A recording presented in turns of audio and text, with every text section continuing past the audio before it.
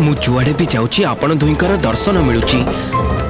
आपणकर चतुर्पार्श्वरे दिव्य आभा अछि। मते क्षमा करंतु परंतु मु आपण को चिन्ही पारुनी।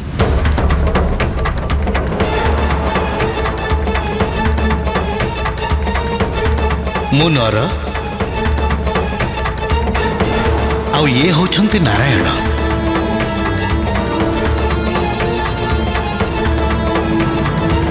आमे दुहे परम प्रभु विष्णुंकर अंशावतार।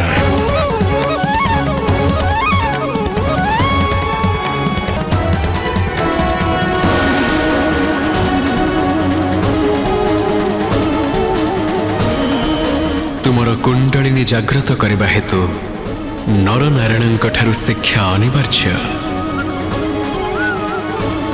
परंतु एहा देखिबार अछि जे एमाने देबाकू जाउथिबा ज्ञान को तुमे कोन ग्रहण करि परिबो।